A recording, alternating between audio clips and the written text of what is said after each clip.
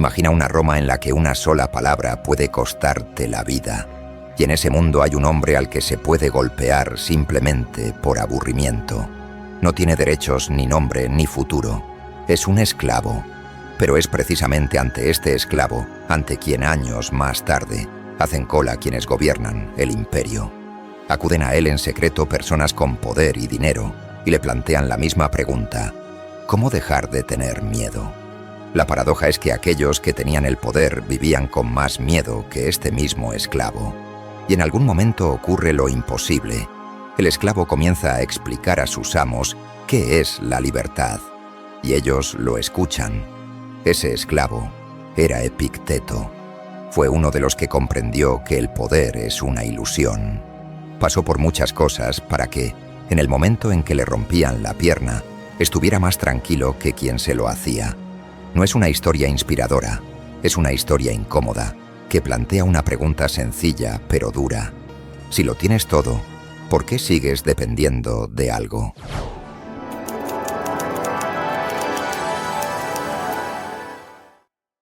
Para comprender la historia de Epicteto, debemos trasladarnos a la ciudad frígica de Hierápolis, situada en el territorio de la actual Turquía. Allí, hacia el año 50 d.C., nació un niño cuyo verdadero nombre nunca llegaremos a conocer. El nombre que ha conservado la historia, Epicteto, no es un nombre, es una etiqueta. Traducido del griego significa adquirido, comprado. Una mercancía que tiene un propietario. Su madre era esclava, y según la ley romana, el hijo de una esclava nacía esclavo. No había un instante de libertad, ni siquiera al respirar por primera vez. Antes de tener nombre propio, ya tenía precio. Existía un mercado entero dedicado a pesar y tasar a los recién nacidos: dientes, piernas, rostro, voz. Los compradores acudían como quien compra un becerro. Y Epicteto, al nacer cojo o con una pierna débil, tendría desde el principio una marca que le rebajaba el valor en las subastas. Hierápolis era una ciudad de aguas termales, de templos a Apolo, de comerciantes griegos que hablaban koiné, con acento de provincia. Por sus calles pasaban caravanas de esclavos rumbo a Éfeso, y desde allí a los grandes mercados del Mediterráneo.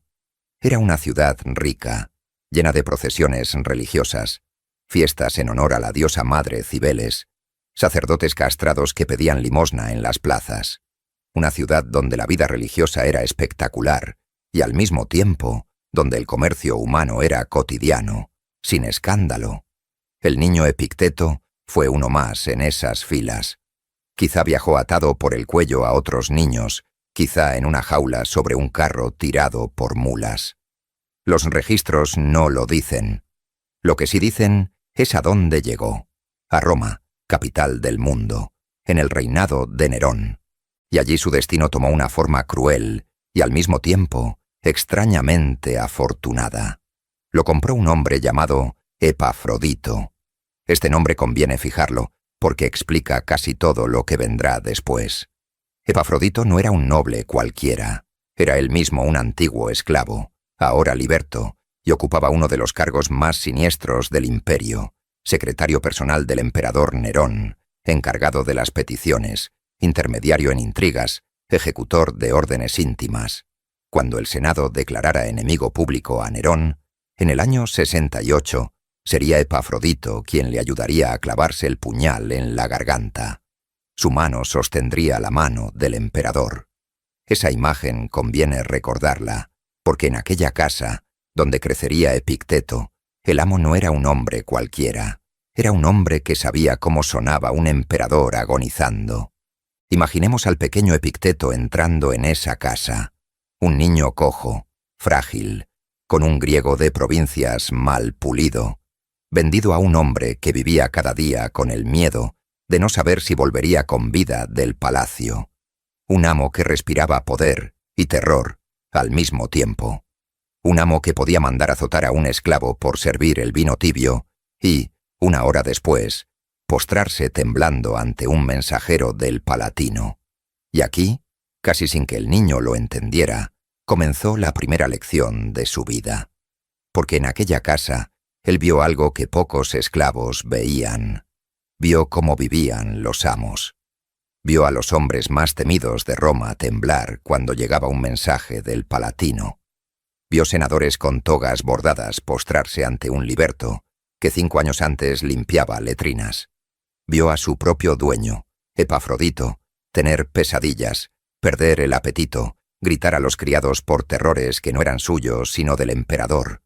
El niño cojo empezó a sospechar algo que los filósofos tardarían siglos en formular con claridad, que el hombre con cadenas en los tobillos podía estar más tranquilo que el hombre con anillos de oro en los dedos. Pero todavía no era filósofo, era una propiedad, y la propiedad, en Roma, se rompía cuando estorbaba.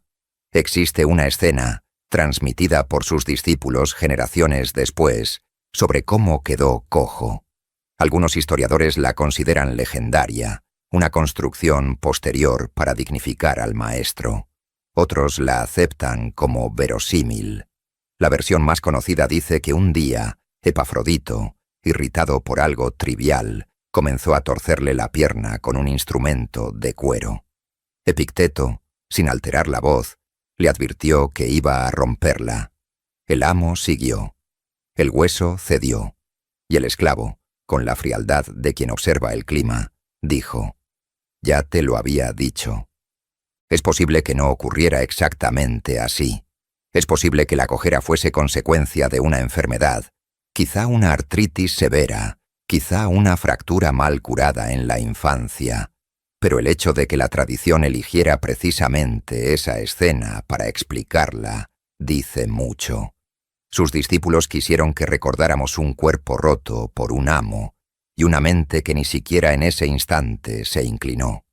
Y aquí surge la primera pregunta que recorrerá todo este relato. ¿Cómo es posible que un hombre al que se podía golpear, vender, mutilar o matar sin consecuencias legales hablara de libertad como nadie en su época? ¿Y cómo, siendo objeto entre objetos, terminó dictando lecciones morales a los dueños del mundo?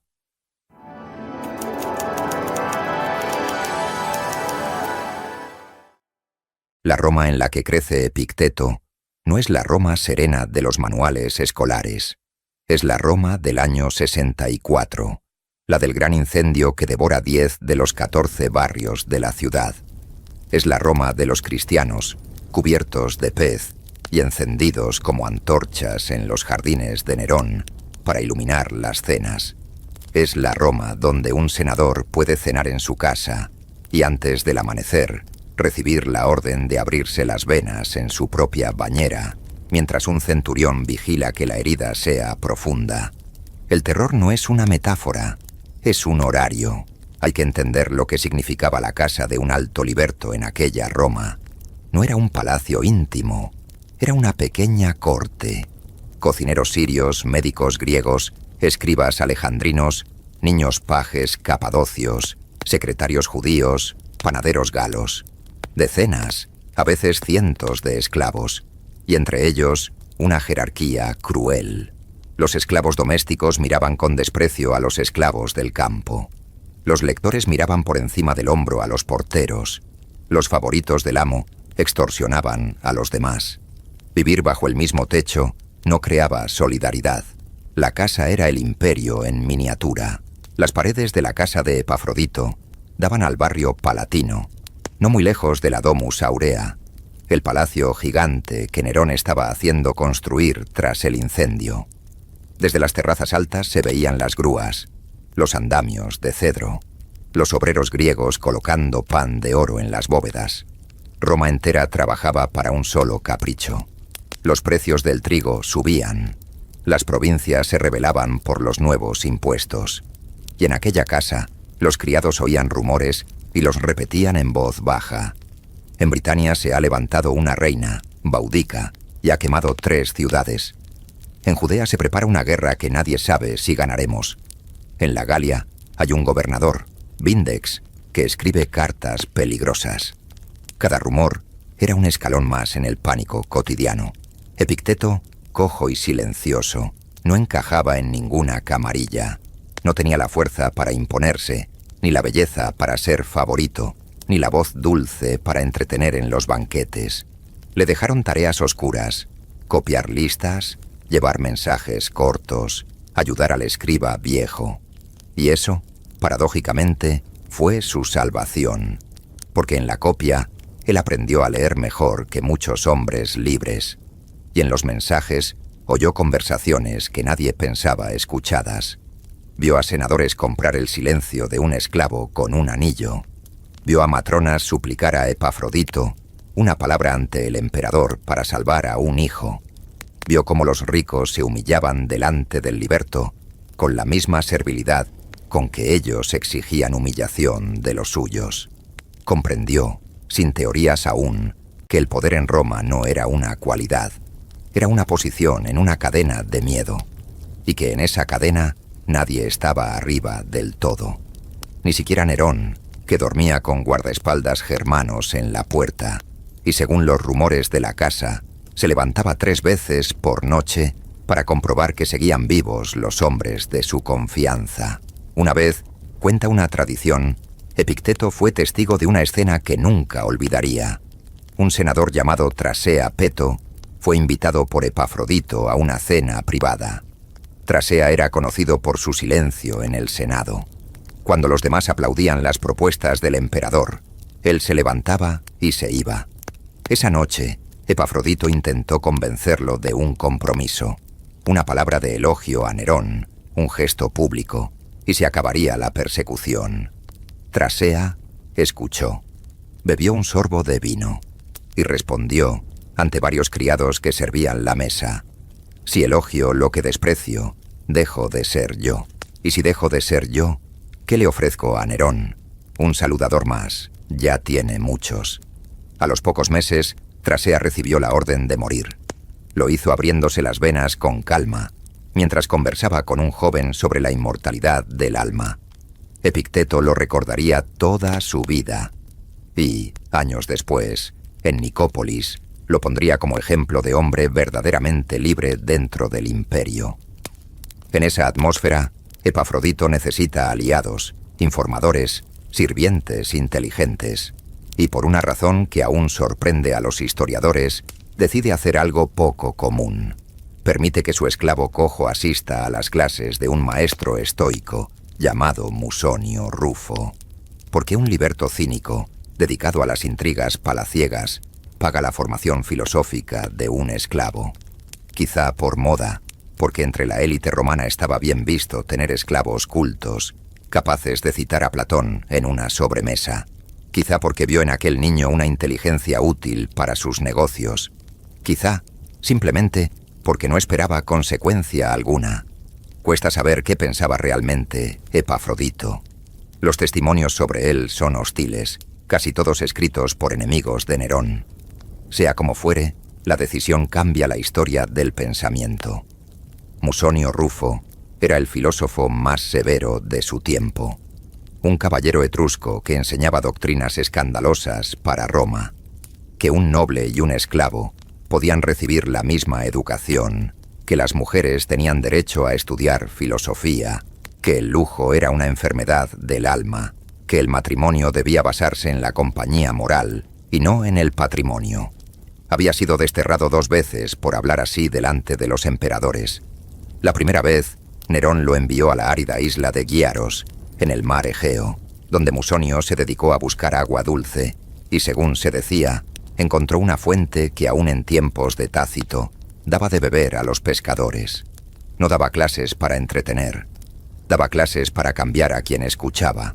Sus clases se daban en el atrio de una casa amiga, junto al Aventino, en una sala con bancos de madera y una ventana al jardín. Asistían unos 20 alumnos, hijos de senadores, jóvenes caballeros, algunos extranjeros venidos de Alejandría o de Éfeso. Musonio enseñaba en griego, con un acento ligero, sin gritos, sin gestos teatrales. Su única arma era la pregunta. Preguntaba durante horas, hasta que el alumno se contradecía a sí mismo, y luego, con voz tranquila, le mostraba el agujero por donde se había caído. Algunos alumnos lo odiaban en secreto. Otros se enamoraban de él como de un padre. Y allí entra Epicteto, cojo, vestido con la túnica gastada de un esclavo doméstico, sentándose en el suelo entre jóvenes hijos de senadores. Imaginemos la escena. Los demás alumnos podían interrumpir, opinar, lucirse. Él no, él escuchaba. Cuando Musonio preguntaba, los hijos de las grandes familias respondían con citas memorizadas de Crisipo y Zenón. Epicteto respondía con preguntas. Y las preguntas, decía Musonio, valen más que las respuestas brillantes, porque las respuestas brillantes son el adorno favorito de los necios. Existe un episodio recordado por la tradición. Un día, Musonio preguntó: ¿quién es libre? Los alumnos respondieron por turno. El ciudadano romano, el que tiene propiedades, el que no debe nada a nadie, el que puede hablar en el Senado. Cuando llegó el turno del esclavo cojo, éste dijo: libre es el que no quiere lo que no puede tener, y no rechaza lo que no puede evitar. Hubo silencio. Musonio, según la leyenda, miró largamente a Epicteto y dijo a los demás: hoy un esclavo me ha dado la respuesta de Sócrates. Avergonzaos. Los hijos de los senadores nunca le perdonaron. Quedó dicho por el propio Epicteto, años más tarde, una frase que resume aquellos años. Si alguien sale contento de una clase de filosofía, no ha aprendido filosofía, ha asistido a un espectáculo. De una verdadera clase se sale incómodo, como del médico. Esa idea no la inventó leyéndola, la aprendió en cabeza propia. Cada lección de Musonio era un escalpelo, y el cojo, que ya tenía el cuerpo abierto por la vida, era el único que entendía exactamente lo que el maestro estaba haciendo. Musonio, además, le enseñó algo invisible, la disciplina del silencio. Le decía, al terminar cada clase: no repitas a nadie lo que has oído, vívelo durante un mes. Si después puedes vivirlo, hablarás. Si no, callarás otro mes. Esa disciplina le ahorró a Epicteto años de palabrería joven. Cuando empezó a enseñar él mismo, lo hizo cuando ya no podía no hacerlo, no por vanidad, sino porque las palabras le pesaban dentro. Tal vez aquí valga la pena detenerse un instante. Es difícil imaginar lo que significaba estudiar la libertad interior mientras tu propio dueño podía venderte al día siguiente, o mientras el emperador podía ordenar la muerte de tu amo, y con él la dispersión de toda la casa. Esa era la condición real de Epicteto en aquellos años. Aprendía a no temer mientras el suelo se movía bajo sus pies. Mientras tanto, fuera del aula, el imperio temblaba. En el año 65 se descubre la conjura de Pisón contra Nerón. Decenas de aristócratas son obligados al suicidio. Entre ellos, el filósofo Séneca, maestro y luego enemigo del emperador, que se abrió las venas en una bañera mientras dictaba a sus secretarios. Lucano, el poeta, hizo lo mismo recitando versos de su propia Farsalia. La represión barre como un viento las mejores cabezas de Roma. Musonio mismo es desterrado de nuevo, esta vez en condiciones peores. Y la casa de Epafrodito se llena de visitas nocturnas, mensajes urgentes, papeles que se queman en braseros antes del amanecer. 3 años después, Nerón mismo cae. Acorralado en una villa fuera de Roma, escucha cómo se acerca la caballería que viene a detenerlo. No tiene valor para clavarse el puñal. Es Epafrodito quien le guía la mano. Para muchos, el gesto es de fidelidad última. Para los siguientes emperadores, será una mancha imborrable. Ayudar a un emperador caído es un delito que se cobra años después. En algún rincón de aquella casa convulsa, mientras los corredores se llenan de soldados pretorianos buscando documentos comprometedores, Epicteto sigue tomando notas mentales. No escribe nunca. Jamás escribirá una sola línea con su mano. Toda su filosofía será oral, transmitida después por un discípulo. Y esto, que parece un detalle, es esencial. El hombre que más insistió en que las palabras valen menos que los hechos, también desconfió de la palabra escrita como objeto de vanidad. Tras la muerte de Nerón, Roma se desploma en lo que los historiadores llaman el año de los 4 emperadores. Galba, Otón, Vitelio, Vespasiano. 4 hombres en 12 meses, 4 asesinatos políticos. 4 funerales. Las legiones del Rin marchan contra las del Danubio. Roma arde otra vez, esta vez por guerra civil. En el Capitolio el templo de Júpiter es incendiado por las tropas vitelianas. Los flamines escapan llevando los archivos sagrados envueltos en mantas. En las calles del Foro, vecinos antiguos se denuncian unos a otros para quedarse con bienes. La casa de Epafrodito, paradójicamente, sobrevive. El liberto, hábil camaleón, se ofrece a los nuevos dueños del poder con la misma servilidad con que había servido a Nerón. Pero algo se ha roto. Los hijos de los senadores ejecutados lo miran en silencio cuando lo cruzan en la calle. Su nombre pesa, y lo pesará hasta su propia muerte. Cuando por fin Vespasiano impone el orden, alrededor del año 70, Epicteto sigue siendo esclavo. Pero algo ha cambiado. Ya no es solo un sirviente cojo. Es alguien a quien otros esclavos consultan en silencio cuando tienen miedo, a quien algunos visitantes de la casa miran 2 veces, a quien el propio Epafrodito empieza a tratar con una mezcla extraña de irritación y respeto. Hay días en que el amo le pide una opinión sobre una carta y luego se enfada porque la opinión es la correcta. Vespasiano, hombre rudo y práctico, llamó otra vez a Roma a Musonio Rufo, gesto raro de un emperador militar hacia un filósofo. Algunos rumores aseguran que también se interesó por su discípulo cojo. No hay pruebas firmes, pero sí está documentado que Vespasiano, contra su propia política austera, toleró que las escuelas de filosofía siguieran abiertas, salvo cuando un estoico llamado Elvidio Prisco lo desafió en pleno Senado y fue ejecutado. La frontera estaba clara. Filosofía sí, política no. Y Epicteto, que siempre dijo que el filósofo no debía meterse en intrigas de palacio, encajaba en esa frontera. Hacia el año 80, en una fecha que no podemos precisar, Epafrodito firma su manumisión, lo libera. ¿Por qué? Tampoco lo sabemos. Quizá por agradecimiento. Quizá porque un esclavo intelectualmente formado y con prestigio entre filósofos resultaba incómodo dentro de casa. Quizá porque el propio Epafrodito, viendo su estrella política caer bajo los nuevos emperadores, quería redimir alguna de sus crueldades. Aquí me detengo, porque esta es una de esas zonas donde el historiador honesto debe admitir que no sabe. Tenemos el hecho: Epicteto pasa de esclavo a liberto, pero no el motivo. Y quizá ese vacío es más elocuente que cualquier explicación. Lo cierto es que, ya libre legalmente, Epicteto descubre algo casi cómico. La libertad jurídica le importa muy poco. Lo que él llama libertad ya no se compra ni se firma en un registro. Lleva años practicándola con grilletes en los pies.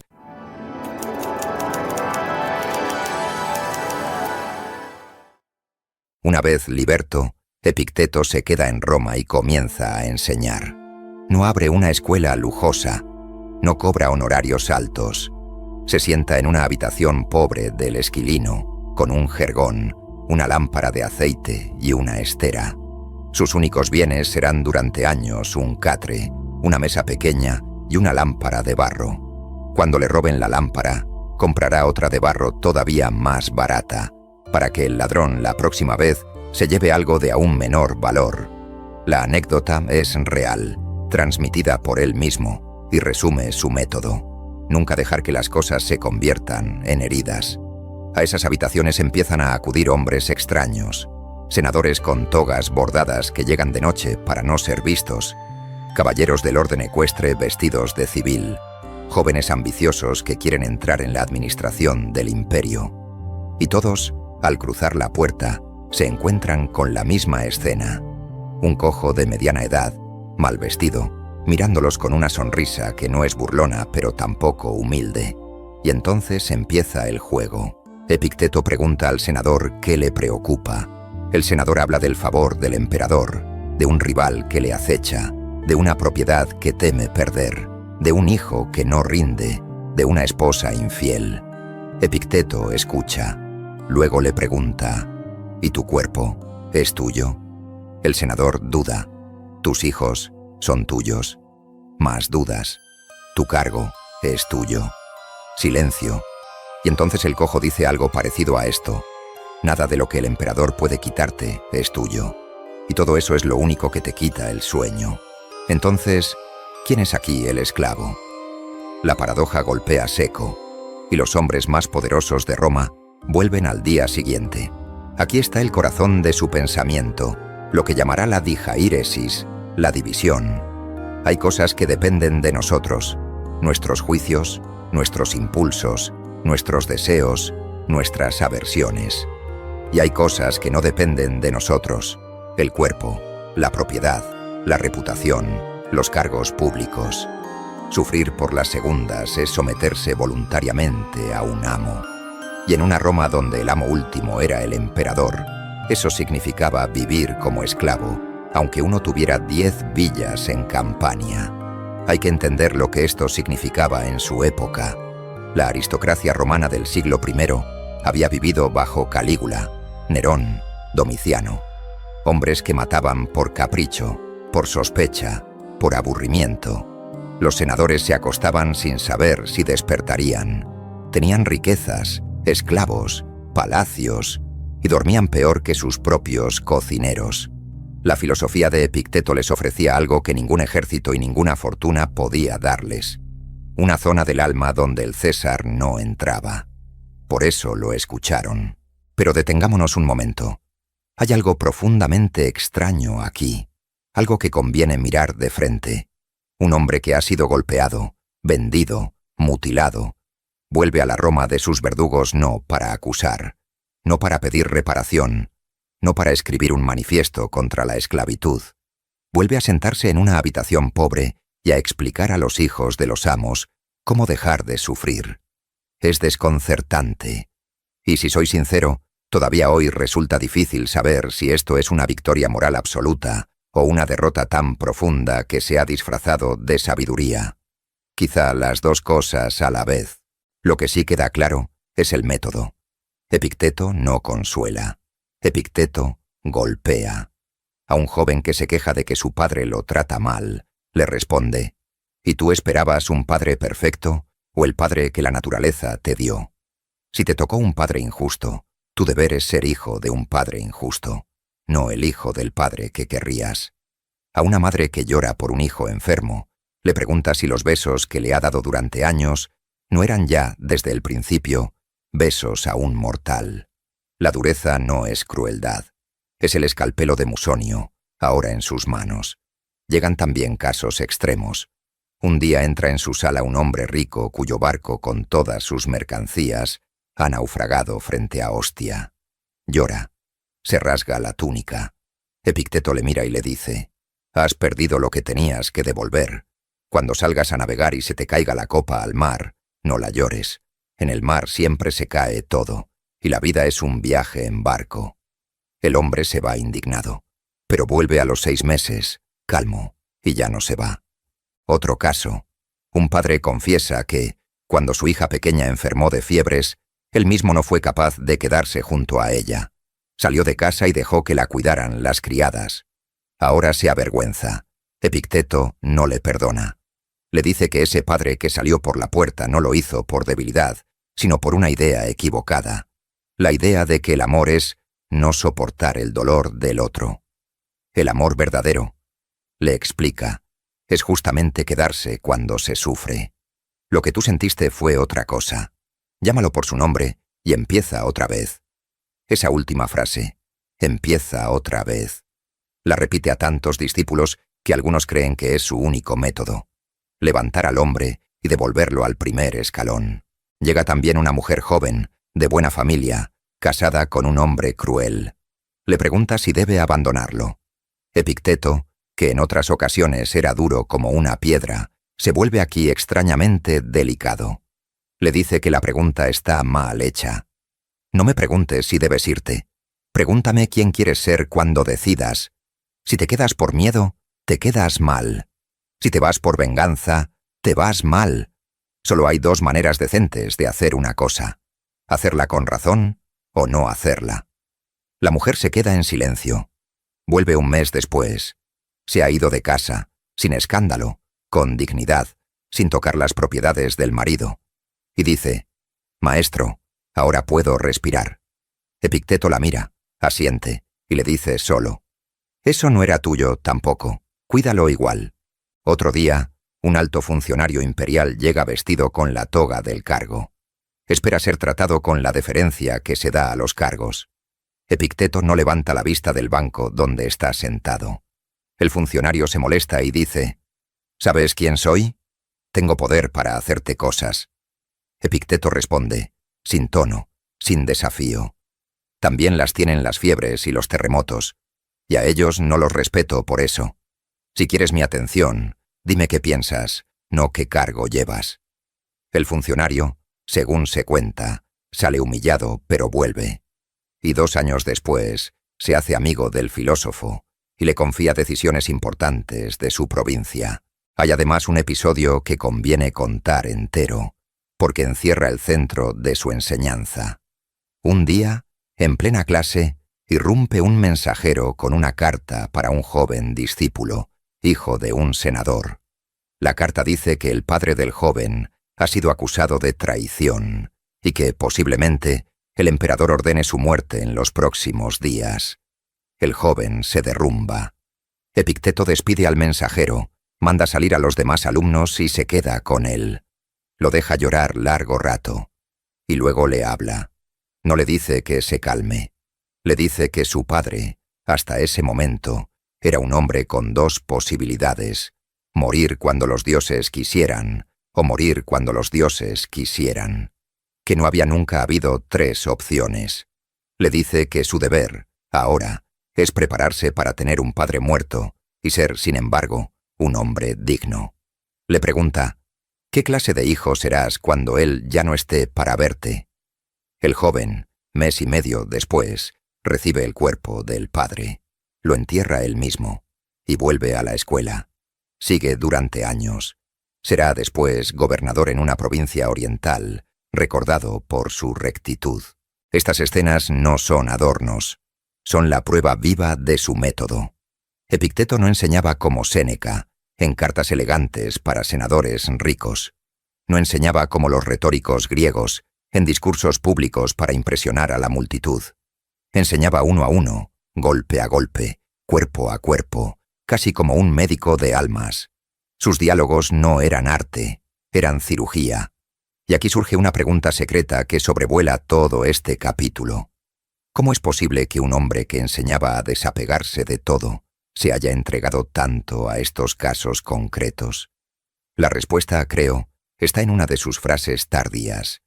El sabio no es el que no ama, es el que ama sin agarrarse. Para Epicteto, ayudar al otro era una manera de ejercer la propia libertad. No le quitaba nada, no le ponía deudas, no le hacía depender de gratitudes.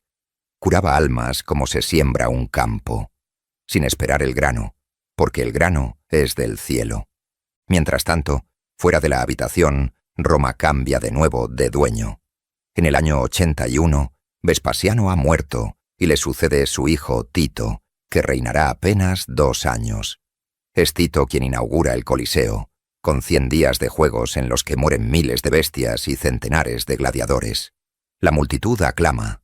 Los filósofos guardan silencio en sus salas. Después llega Domiciano, hijo menor de Vespasiano, hombre solitario, desconfiado, religioso a su modo, obsesionado con ser llamado Señor y Dios, Dominus et Deus. Bajo Domiciano vuelven los procesos por traición, las delaciones recompensadas, los senadores ejecutados por escribir biografías de hombres que el régimen detesta. La ciudad se llena de espías a sueldo. Los senadores hablan en clave. Las cartas se queman. Y sobre todo, crece un odio cada vez más nítido hacia los filósofos. Domiciano sabe que esos hombres con barba que enseñan en habitaciones pobres son más peligrosos que cualquier general, porque enseñan a no tener miedo. Y un pueblo sin miedo es un emperador sin trono. Hay un detalle revelador. El propio Epicteto contaba años después en Nicópolis cómo, en aquellos años de Domiciano, un alto cargo del régimen vino a verlo en Roma con una pregunta singular. ¿Qué dirías ante el emperador si te llamase a juicio? Epicteto respondió: lo que pienso, Y si me amenaza con desterrarme, le diré que no puede desterrarme, porque mi alma no vive en Roma. Y si me amenaza con matarme, le preguntaré si alguna vez me prometió la inmortalidad. El alto cargo se fue muy serio. Esa anécdota corrió, y probablemente fue una de las razones por las que su nombre apareció en la lista cuando llegó la hora. Por aquellos años Epicteto rechaza también algunas invitaciones que cualquier filósofo de su tiempo hubiera aceptado. Ricos le ofrecen casas grandes para que enseñe en ellas. Familias nobles quieren contratarlo como tutor permanente con sueldo fijo. Él dice que no a todo. Vive con un esclavo viejo que le ayuda a moverse, una mesa, una lámpara, 2 rollos. Cuando le preguntan por qué, responde: si acepto la casa, la voy a perder. Si la pierdo, voy a sufrir.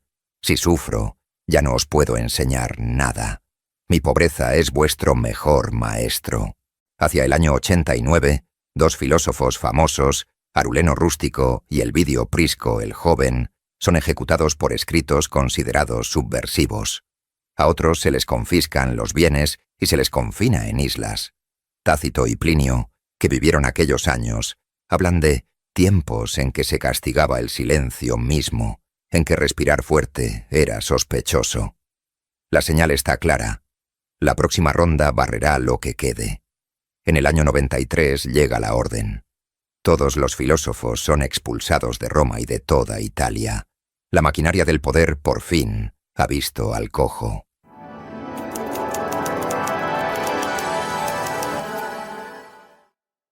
El decreto de Domiciano es seco. Plazo breve para abandonar la ciudad. Sin proceso, sin defensa. Filósofos, astrólogos, matemáticos, fuera. Algunos huyen al campo. Otros se esconden bajo nombres falsos. Otros, los más conocidos, son ejecutados antes de poder partir. Se queman libros en plazas públicas. Se borran nombres de inscripciones. En la suburra, los libreros esconden los rollos peligrosos en hornos apagados. Epicteto carga su catre, su lámpara, sus pocas pertenencias, y se marcha hacia el este. Su destino es Nicópolis, en el Epiro, en la actual Grecia, una ciudad fundada por Augusto un siglo antes para conmemorar la victoria de Accio sobre Marco Antonio y Cleopatra. Lugar de paso entre Italia y Oriente, con un puerto activo, un teatro grande, baños públicos. Lo bastante lejos de Roma como para no incomodar al emperador. Lo bastante céntrica como para que los discípulos pudieran encontrarlo. El viaje no fue suave. Un cojo de 40 y tantos años, sin patrimonio, embarcado en una galera comercial, dependiendo de la caridad de antiguos alumnos en cada escala. Brindisi, Corfú, finalmente Nicópolis. Cuando desembarca, lo recibe un viento del norte que en invierno cala los huesos. La pierna mala se le agarrota. Tarda meses en encontrar una casa modesta junto a un huerto, lejos del centro. Allí, en una habitación cuadrada, con una mesa, una estera y un brasero pequeño, abre una nueva escuela. Hay un detalle conmovedor en este traslado. Epicteto, al llegar a Nicópolis, pide a un albañil que le construya un banco bajo de piedra junto a la puerta. Lo paga con dinero prestado por un alumno. ¿Para qué? Para que cualquier persona, sea quien sea, pueda sentarse allí mientras espera ser recibida. Ese banco, dice una tradición tardía, todavía existía 2 siglos después y los habitantes del lugar lo señalaban a los viajeros como el banco del filósofo. Cuántas tradiciones de este tipo son verdaderas y cuántas leyendas, no podemos saberlo. Pero la elección misma del símbolo, no una estatua, no una placa, sino un banco para esperar, resume al hombre. Y aquí ocurre algo que ningún biógrafo había previsto. En lugar de extinguirse en el exilio, su fama se multiplica. Los jóvenes romanos cruzan el Adriático para escucharlo. Llegan funcionarios del imperio en misión, viajeros que se desvían del camino, oficiales de las legiones del Danubio que paran en Nicópolis durante los permisos. La habitación se llena. Hay días en que los discípulos esperan en el patio, sentados en bancos prestados, hasta que los del turno anterior salen. ¿Por qué este efecto inverso? La explicación es histórica. Domiciano es asesinado en el año 96, apuñalado en su propio palacio por un grupo de cortesanos. Le sucede Nerva, anciano y prudente, que abroga el decreto contra los filósofos, y le sucede luego Trajano, en el año 98, primer emperador nacido en Hispania, abierto a la cultura griega, respetuoso con las escuelas. La persecución se acaba, pero Epicteto, ya instalado en Nicópolis, no vuelve. Quizá porque ha encontrado por fin una distancia adecuada para su trabajo. Quizá porque Roma, con su ruido, le impedía pensar.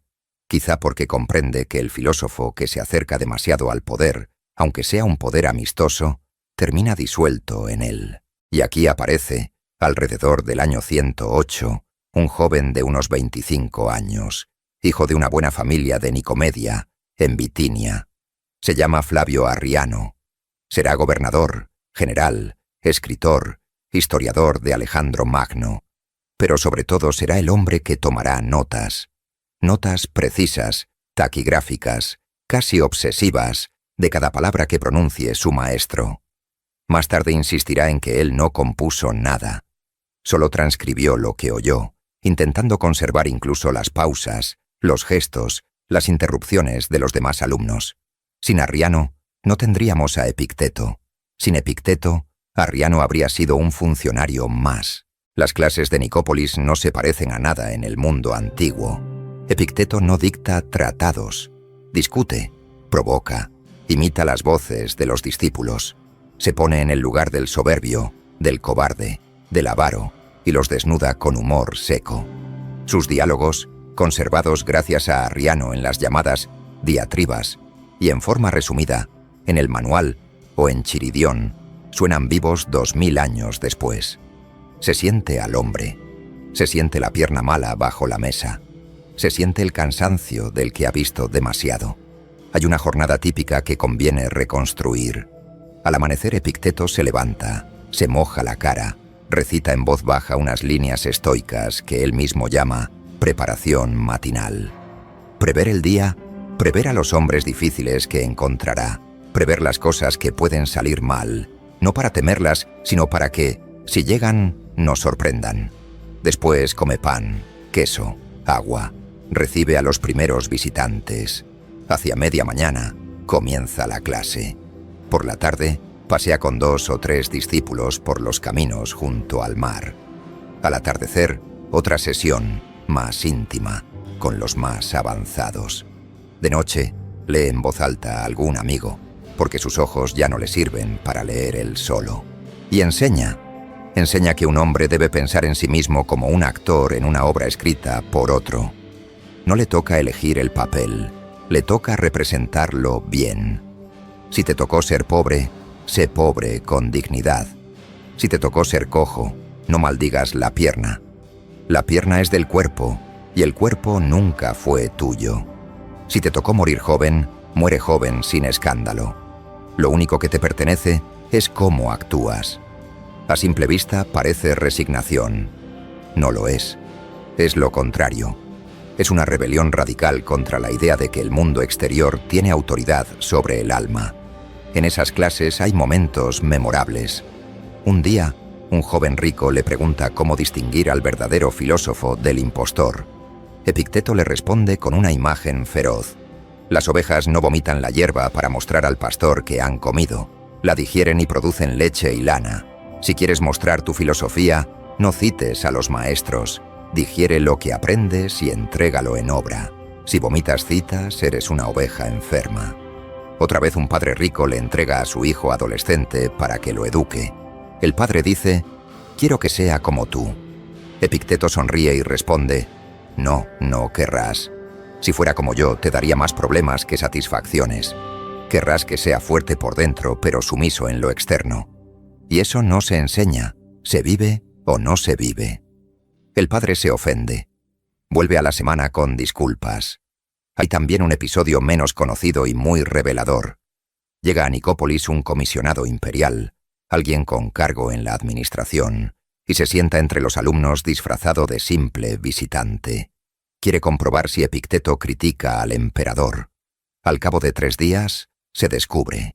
Epicteto lo mira sin alterarse y le dice: «Si yo hubiera dicho algo digno de ser denunciado, lo habría dicho lo mismo sabiendo que estabas. Y si no, ¿qué llevas a Roma?». El funcionario se va con las manos vacías. Y según la tradición, escribe a un amigo: «Allí no hay sedición, hay algo peor, hay hombres que ya no temen». Hay otra escena registrada por Arriano casi palabra por palabra que vale la pena reconstruir. Un joven elegantemente vestido, perfumado, con las uñas pulidas, llega buscando una conversación filosófica. Epicteto lo mira de arriba abajo y le pregunta: «¿Crees que la filosofía es algo que se huele en la ropa?». El joven sonríe con suficiencia y responde que ha leído todo Crisipo. Epicteto entonces le hace una pregunta sencilla: «Si tu hermano ahora mismo te insulta en público, ¿qué harías?». El joven duda y dice algo vago sobre dignidad y honor. Epicteto se levanta, dicen los alumnos, con cierta dificultad por la pierna, se acerca y le dice de cerca: «Has leído a Crisipo, pero no has aprendido nada. Crisipo dice que la opinión del otro no entra en ti si tú no abres la puerta. Tú la tienes abierta de par en par. Antes de leer, vacía la casa». El joven sale humillado. No vuelve. Pero Arriano lo vio 20 años después en Bitinia, ya hombre maduro, vestido con sencillez, con una copia gastada del manual en la mano. La filosofía, comenta Arriano, trabaja a veces a fuego lento, no a fuego de paja. Otro alumno, llamado Heráclito en las notas de Arriano, probablemente un seudónimo, había perdido en pocos meses a su esposa y a uno de sus hijos. Llegó a Nicópolis casi por inercia, sin esperanza. Epicteto no le dio consuelo. Le dijo: «Cuando besaste a tu mujer la primera vez, ¿olvidaste que era mortal? Cuando levantaste a tu hijo recién nacido, ¿olvidaste que el mundo se traga a los niños? Si lo olvidaste, no es ahora cuando sufres su muerte, es ahora cuando pagas tu olvido». El hombre se enfureció, quiso salir. Epicteto lo sujetó del brazo, algo raro en él, que casi nunca tocaba a los discípulos, y añadió: «Pero no te he dicho que no llores, llora todo lo que necesites, solo no le pidas al universo que te devuelva lo que el universo nunca te prometió». Aquel hombre se quedó 2 años, y cuando se fue, dijo a Arriano que aquellas palabras, brutales en el momento, le habían salvado de la locura. Hay episodios cómicos también. Un alumno especialmente vanidoso preguntó un día cómo debe vestir un filósofo. Epicteto, con cara seria, respondió: «Como un hombre que no tiene tiempo para pensar en su ropa». Otro preguntó si era lícito comer carne. Epicteto contestó: «Es más lícito comer carne que comer hombres, y todos los días en Roma se come a alguien en los tribunales y nadie se escandaliza». Ese tipo de respuestas circulaban después por los puertos del Adriático, en boca de marineros, comerciantes, soldados. Su nombre se hacía leyenda incluso entre los que nunca lo verían. Aquí entra una figura inesperada, el emperador Adriano. Adriano, que reina desde el año 117, es un hombre culto, viajero, melancólico. Recorre el imperio como ningún emperador antes, y según testimonios antiguos, se desvía de su ruta para visitar a Epicteto en Nicópolis. La escena, si es histórica, es digna de fijarla. Un emperador divinizado en vida, dueño de 50 millones de súbditos, entra en la casa pobre de un cojo nacido esclavo. Se sienta, escucha, hace preguntas, y se va, dicen, en silencio. Cuenta una tradición, recogida más tarde en una fuente bizantina probablemente novelada pero significativa, que Adriano le preguntó: «Maestro, ¿qué es lo que más teme un emperador?». Y Epicteto, sin dudar, le respondió: «Lo mismo que un esclavo, que el día de hoy no sea como el ayer y que él no sepa qué hacer con la diferencia». Adriano se rió, y luego, dicen, calló durante todo el resto de la entrevista. Si la anécdota es falsa, es al menos verosímil. La filosofía de Epicteto era de las que, una vez oídas, dejan al hombre con dudas durante semanas. Y mientras tanto, sin que nadie lo prevea, otro niño está creciendo en Roma, un niño que se llama Marco Aurelio. Y dentro de 40 años, cuando ese niño se convierta en emperador y comience a escribir, en griego, sus pensamientos íntimos durante las campañas militares en el Danubio, citará una y otra vez a un solo hombre. No a Platón, no a Aristóteles. Citará al cojo de Nicópolis y dirá con humildad que le debe a Epicteto las páginas más importantes de su vida interior. El esclavo que era una cosa enseñará a pensar al hombre más poderoso del mundo. Y eso ocurrirá después de su muerte. Pero aún no ha muerto. Aún enseña. Aún cojea por las habitaciones de Nicópolis. Aún se enfada con un alumno que confunde la filosofía con el orgullo de saber. No me digas que has leído a Crisipo, grita. Muéstrame a un hombre que viva como Crisipo enseñaba. Lo demás es palabrería. Las preguntas que abrieron este relato empiezan a recibir respuesta. ¿Cómo un hombre golpeable habla de libertad, hablándola desde dentro, donde el golpe no llega? ¿Cómo un objeto entre objetos termina dictando lecciones a los dueños del mundo, convirtiéndose en el único hombre del imperio que no necesitaba nada de ellos?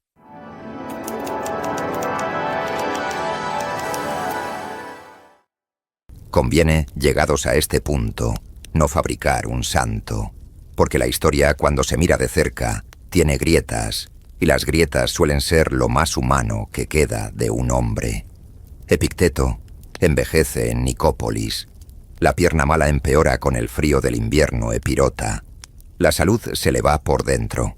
Le aparecen, según un alumno tardío, dolores en las articulaciones que no le permiten dormir más de 2 o 3 horas seguidas. Los discípulos lo ven más callado, más impaciente con los necios, más dulce con los humildes. Un día que un esclavo doméstico rompe una jarra y empieza a llorar de miedo, el filósofo lo abraza brevemente y dice: «No es nada. Una jarra. Tú vales más que 1000 jarras. Recuérdalo cada vez que un amo te grite». Y aquí aparecen 2 detalles que casi nunca se cuentan. El primero, Epicteto, que vivió siempre en pobreza voluntaria, decide en sus últimos años acoger a un niño. La fuente es Luciano, escritor satírico, no un autor amistoso, pero el dato se repite en otras tradiciones. El niño era hijo de un amigo abandonado a su suerte, quizá huérfano. Epicteto lo recoge, y para criarlo necesita una mujer en la casa. Toma entonces, según esos testimonios, a una compañera. Algunos dicen una sirvienta liberada, otros una mujer modesta de Nicópolis. No se casa formalmente, vive con ella. El detalle es desconcertante. Durante toda su vida había enseñado que el sabio podía pasar sin esos lazos. Y ahora, anciano, los acepta. ¿Contradicción? ¿Hipocresía? Yo creo que no. Creo que es más bien el momento en que un hombre, cerca del final, descubre que la doctrina no debe ser una jaula. Y descubre algo más íntimo, que cuidar de un niño ajeno es exactamente la prueba que él, durante años, había dicho a otros. El amor verdadero es quedarse cuando duele. Hay una escena, casi familiar, transmitida por un visitante. El niño, ya de unos 6 o 7 años, juega en el patio con una rama. Epicteto lo mira desde el banco. La mujer, en silencio, hila lana. El maestro dice al visitante, que esperaba grandes lecciones: «Mírale jugar. Hace 3 meses no sabía hablar más que su propia lengua. Ahora me corrige el griego. Si yo, viejo y cojo, le sirvo todavía para algo, Dios sabrá qué será él dentro de 20 años. Y si dentro de 20 años yo ya no estoy, también sabrá. La filosofía no es solo lo que se dice. A veces es solo no estorbar». Esa frase, no estorbar, la repetiría Marco Aurelio sin saberlo, en sus meditaciones, 60 años después. El segundo detalle. Epicteto tuvo siempre fama de duro, casi cortante. Pero en los últimos años, según Arriano, empieza a hablar con una ternura nueva sobre los dioses, sobre la providencia, sobre lo que él llama el gran orden. Para él, No hay un Dios personal en el sentido cristiano. Hay una razón cósmica, un logos, del cual cada alma humana es un fragmento.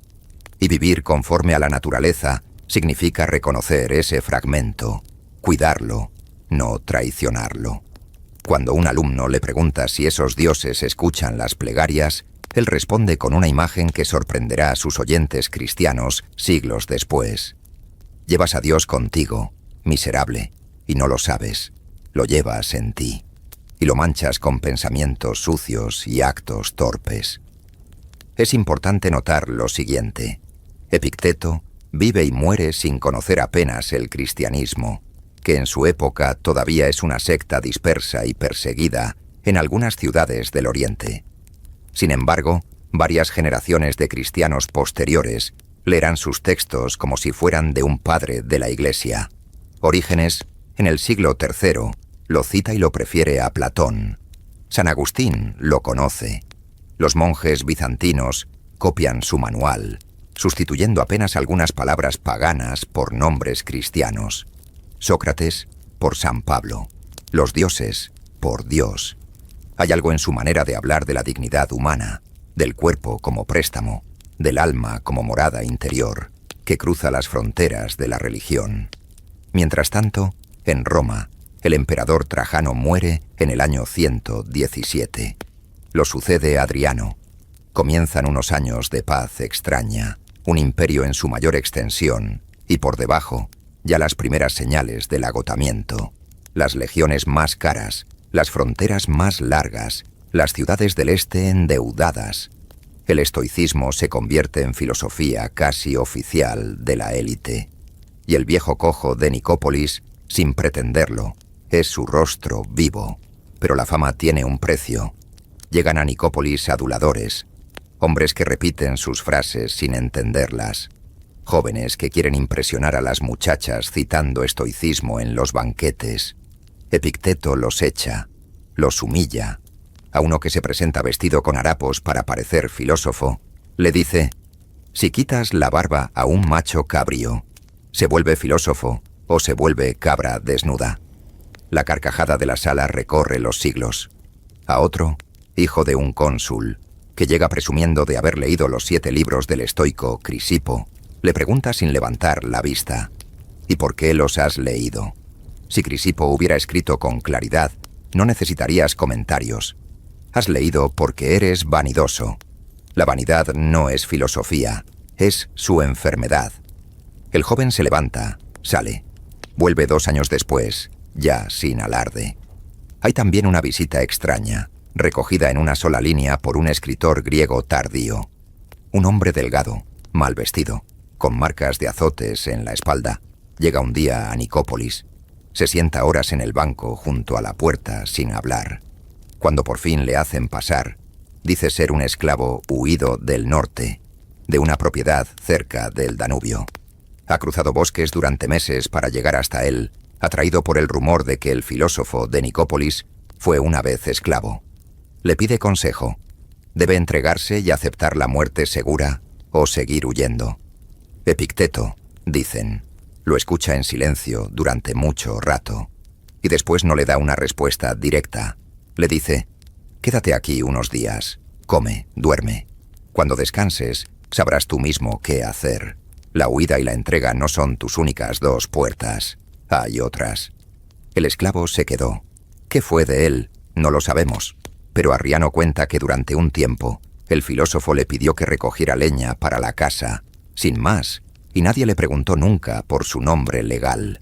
La filosofía no liberaba esclavos por decreto, pero en pequeño ofrecía techos. Y aquí aparece la grieta más honda, porque incluso él, el hombre que enseñaba la imperturbabilidad, mostraba irritación. Incluso él tenía días malos. Algunos discípulos lo registran. Días en que la pierna le dolía tanto que no podía dictar. Días en que, según Arriano, callaba durante horas. La filosofía estoica nunca prometió ausencia de dolor. Prometió otra cosa, que el dolor no manda. Y esto vale también para el viejo Epicteto. Una mañana, según se cuenta, se cae al levantarse y se golpea la cabeza. Los criados acuden alarmados. Él los aparta con la mano, se sienta despacio en el suelo, espera a que pase el mareo y dice: «El cuerpo se ha caído, yo no». Los discípulos lo ayudan a levantarse, y nadie sabe si reírse o llorar. Por estos años, además, aparecen las primeras tensiones políticas internas en su entorno. Algunos antiguos alumnos suyos han hecho carrera en la administración imperial. Uno de ellos, en la provincia de Bitinia, se ve envuelto en un proceso por corrupción. Otro, en Egipto, es acusado de abuso de autoridad. La ironía no se le escapa. Hombres que aprendieron con él a no servir al poder, ahora tropiezan con el poder como cualquier otro. Cuando le piden consejo, Epicteto les escribe respuestas breves, casi crueles, recordándoles principios que ellos repetían de jóvenes y que han olvidado. No siempre lo perdonan. Hay una carta, probablemente reconstruida por Arriano de memoria, que el filósofo dirige a uno de estos antiguos discípulos, ahora corrupto. Es brevísima. Dice: «No me defiendas, no me invites, no me escribas pidiendo consuelo. Tienes lo que quisiste. Disfrútalo o devuélvelo. Yo no puedo hacer ni una cosa ni la otra por ti». El hombre, dicen, lloró al recibirla, pero no cambió. Estas cicatrices íntimas son importantes, porque muestran que Epicteto no era un anciano sereno e infalible que dictaba verdades a un universo dócil. Era un hombre cojo que envejecía, que veía a sus mejores alumnos fallar, que enterraba amigos, que escribía cartas duras a hombres que él mismo había formado, que despertaba en mitad de la noche con la pierna ardiendo y, en lugar de quejarse, repetía como un mantra: «Esto no soy yo, esto es lo que llevo puesto». Hay otra escena, contada por un viajero anónimo que pasó por Nicópolis hacia el año 125. Cuenta que llegó a la casa esperando encontrar un sabio rodeado de seguidores. Encontró, en cambio, a un anciano cojo lavándose los pies en un cubo. El viajero se quedó parado en la puerta, sin saber qué hacer. Epicteto lo miró, le sonrió y le dijo: «Si esperabas un templo, has venido al sitio equivocado. Si esperabas un hombre, pasa». El viajero pasó. Habló con él 2 horas, y según escribió después, salió de allí con la impresión de que durante 2 horas había estado fuera del imperio, en un lugar donde el César no llegaba. Un día, un mercader de Éfeso llega con un encargo singular. Un grupo de comerciantes ricos de su ciudad quiere financiar la edición de las palabras del maestro y distribuirlas por todo el Egeo. Pagan lo que sea, solo piden permiso. Epicteto rechaza el dinero, pero también el permiso. «Si mis palabras valen, viajarán solas. Si no valen, ningún oro las hará viajar más lejos. Que cada uno copie lo que quiera y lo regale al siguiente. Eso es libro». El mercader vuelve frustrado. Pero el sistema de copias informales que Epicteto autorizó así, sin saberlo, sería precisamente el que salvaría el manual de las quemas de bibliotecas siglos después. 100 copias amateur sobreviven mejor que un original lujoso. El tiempo se le va estrechando, el dolor se le va asentando, y la habitación de Nicópolis, antes llena, empieza a vaciarse. Arriano ha sido nombrado funcionario imperial, viajará a Capadocia como gobernador, organizará las defensas contra los alanos, escribirá tratados militares. Otros discípulos parten a Roma, a Atenas, a Alejandría. El maestro se queda con su mujer, con el niño adoptado, con su lámpara de barro. Le visitan menos, y sin embargo, los rollos con sus enseñanzas, copiados de las notas de Arriano, ya circulan por el imperio. Le quedan pocos años, y sin embargo, en esos pocos años, cada palabra que dice queda copiada, repetida, transportada por los caminos del imperio. Soldados en el limes germano discuten sus frases en torno a las hogueras. Médicos griegos en Alejandría comentan sus diatribas en los descansos del trabajo. En Hispania, en una villa cerca de Córdoba, un terrateniente romano lee a su hijo, en voz alta, un párrafo del manual antes de mandarlo a estudiar al extranjero. La voz del cojo se ha desprendido de su cuerpo, y el cuerpo, fiel a su doctrina, ya no le pertenece tampoco a él. Hay un instante que conviene fijar. Una madrugada, según una tradición tardía, un discípulo joven entra en la habitación y encuentra al maestro despierto, mirando la lámpara. Le pregunta si tiene miedo de morir. Epicteto contesta, y la frase llegará entera hasta nosotros. Cuando llegue, si la encuentro despierto, hablaré con ella. Si me coge dormido, ya no será asunto mío. No hay drama, no hay rebelión. Hay un hombre que ha pasado 70 años practicando despedirse del propio cuerpo y por fin está a punto de cumplir lo que enseñaba.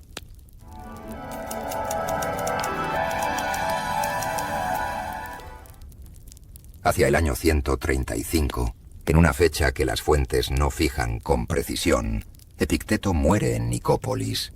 Tiene unos 85 años, una cifra extraordinaria para su época y aún más para un hombre con su salud. Algunos testimonios tardíos hablan de una enfermedad larga, otros de un final tranquilo, casi sin agonía, una mañana de invierno. No deja testamento, no deja propiedades, no deja un solo escrito de su mano. Sus discípulos lo entierran sin pompa, en un terreno modesto a las afueras de la ciudad. No se conserva el lugar exacto. La tumba, si la hubo con inscripción, fue tragada por los siglos. La cama de madera donde duerme será comprada años después, dicen, por un comerciante de Atenas que paga por ella 3.000 dracmas, una suma absurda por un mueble pobre. La compra no es por el mueble, es por la persona que durmió en él. La paradoja final. El hombre que enseñó a no apegarse a las cosas se convierte, después de muerto, en una reliquia. Pero la verdadera herencia no es la cama, son las notas de Arriano. Arriano, ya gobernador de Capadocia, redacta y publica las diatribas y el manual. 8 libros, de los que se conservan 4, más el resumen breve, el Enchiridión, lo que se tiene a mano. Un texto pensado para llevarse encima, para abrir antes del combate, antes del juicio, antes de la muerte. Un manual de campaña para vivir sin amos interiores. Esos libros viajan. Hacia el año 170, en las orillas heladas del Danubio, un emperador escribe en griego, durante las campañas contra los marcomanos y los cuados, una serie de notas privadas que no piensa publicar. Se titulará, siglos después, Las Meditaciones. El emperador es Marco Aurelio. Tiene legiones, oro, un imperio agotado por la peste antonina que mata a millones, por la guerra eterna en la frontera, por la corrupción de los gobernadores, y, antes de cada decisión difícil, abre el manual de Epicteto, lo cita por nombre, reconoce su deuda, anota, de Epicteto, el modo de soportar. Y en otro pasaje, casi confesional, escribe que Rústico, su maestro de juventud, le prestó las diatribas que copió en una propia letra, que conste lo que esto significa. El hombre más poderoso del mundo, frente al frío del Danubio, frente a la peste que vacía ciudades enteras, frente al fracaso de su propio hijo Cómodo que arruinará todo lo construido, busca consuelo en las palabras de un cojo nacido esclavo en Frigia, y las encuentra. A partir de ahí, el manual no se detiene. Lo leen los primeros cristianos para aprender a morir en el circo. En Cartago, en Lión, en las arenas de Roma, hay mártires que repiten frases que, sin saberlo, son de Epicteto. Lo copian los monjes bizantinos en los monasterios de Capadocia, dándole un nuevo prólogo cristiano y conservándolo entero durante 1000 años. En la Edad Media, Tomás de Aquino lo conoce a través de citas indirectas. En el Renacimiento se redescubre entero. Policiano lo traduce al